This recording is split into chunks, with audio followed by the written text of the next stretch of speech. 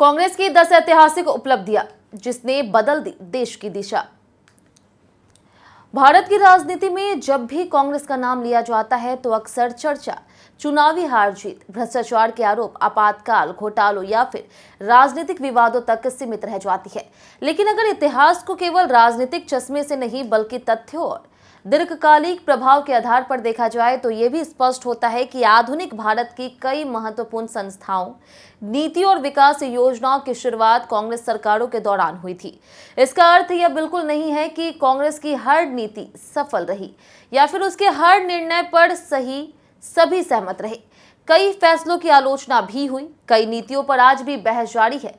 लेकिन यह भी उतना ही सच है कि जिन उपलब्धियों की वजह से आज भारत शिक्षा, कृषि विज्ञान, लोकतंत्र और अर्थव्यवस्था के क्षेत्र में मजबूत दिखाई देता है, उनमें कांग्रेस शासनकाल के कई फैसलों की अहम भूमिका रही। तो सबसे पहले बात करें लोकतंत्र की, तो आजादी के बाद भारत के सामने सबसे बड़ी चुनौती यही थी कि क्या इतना विशाल, गरीब और विविधताओं से भरा देश लोकतांत्रिक व्यवस्था को सफलतापूर्वक चला पाएगा। उस दौर में दुनिया के कई राजनीतिक विशेषज्ञों का मानना था कि भारत में लोकतंत्र ज्यादा समय तक नहीं टिक पाएगा। लेकिन कांग्रेस नेतृत्व ने सार्वभौमिक वयस्क मताधिकार लागू करते हुए हर भारतीय नागरिक को बिना किसी जाति, धर्म, लिंग, शिक्षा या फिर आर्थिक स्थिति के भेदभाव के वोट देने का अधिकार दिया। यही फैसला भारत के लोकतंत्र की सबसे मजबूत नींव बना और आज भारत दुनिया का सबसे बड़ा लोकतांत्रिक देश माना जाता है। इसके बाद अगर शिक्षा की बात करें तो स्वतंत्रता के शुरुआती वर्षों में ही IIT, IIM और एम्स जैसे विश्व स्तरीय संस्थानों की स्थापना की गई। इन संस्थानों ने लाखों युवाओं को गुणवत्तापूर्ण शिक्षा, अनुसंधान और वैश्विक अवसर उपलब्ध कराए। आज दुनिया की बड़ी टेक कंपनियों, अस्पतालों और प्रबंधन संस्थानों में भारतीयों की मजबूत उपस्थिति कहीं ना कहीं इन्हीं संस्थानों की देन मानी जाती है। कृषि क्षेत्र में भी कांग्रेस सरकारों का योगदान काफी महत्वपूर्ण माना जाता है।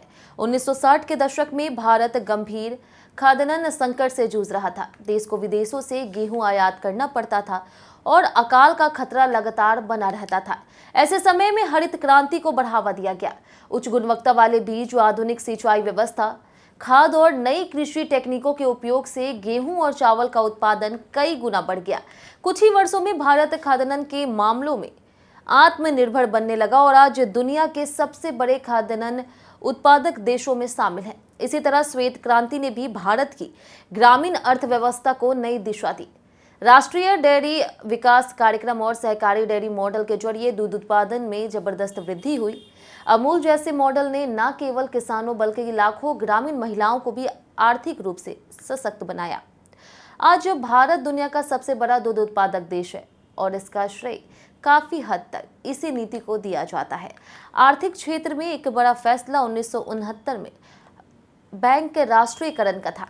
उस समय सरकार का उद्देश्य था कि बैंकिंग सुविधाएं केवल बड़े उद्योगपतियों तक सीमित ना रहे बल्कि किसानों, छोटे व्यापारियों और ग्रामीण इलाकों तक भी पहुंचे। इसके बाद देश भर में बैंक शाखाओं का तेजी से विस्तार हुआ और कृषि, शिक्षा तथा छोटे व्यवसायियों के लिए ऋण उपलब्ध कराना आसान हुआ। हालांकि इस फैसले पर आज भी अर्थशास्त्रियों के अलग अलग मत हैं, लेकिन वित्तीय समावेशन को बढ़ावा देने में इसकी भूमिका महत्वपूर्ण मानी जाती है। इसके बाद वर्ष 1991 में भारत एक गंभीर आर्थिक संकट से गुजर रहा था। विदेशी मुद्रा भंडार लगभग समाप्त होने की स्थिति में पहुंच चुका था।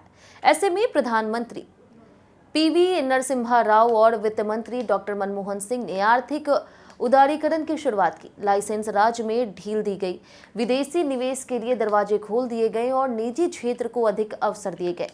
इन सुधारों ने भारतीय अर्थव्यवस्था को वैश्विक बाजार से जोड़ा और आगे चलकर IT सेक्टर, सेवा क्षेत्र, स्टार्टअप, संस्कृति और निजी उद्योगों के तेजी से विकास का रास्ता तैयार किया।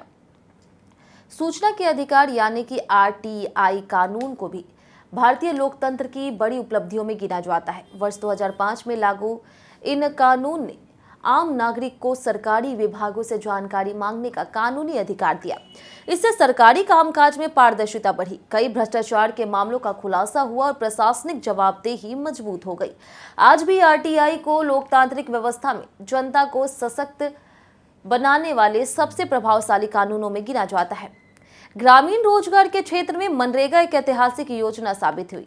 वर्ष 2005 में शुरू हुई इस योजना के तहत ग्रामीण परिवारों को साल में 100 दिनों के रोजगार की कानूनी गारंटी दी गई। सड़क, तालाब, नहर और अन्य सार्वजनिक निर्माण कार्यों के जरिए करोड़ों लोगों को रोजगार मिला।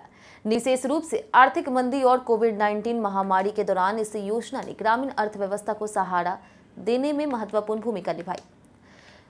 अब बात करते हैं शिक्षा के क्षेत्र की। तो शिक्षा के क्षेत्र में भी कांग्रेस सरकार ने महत्वपूर्ण कदम उठाए। शिक्षा का अधिकार कानून लागू करके 6 से 14 वर्ष तक के बच्चों के लिए शिक्षा को कानूनी अधिकार बनाया गया।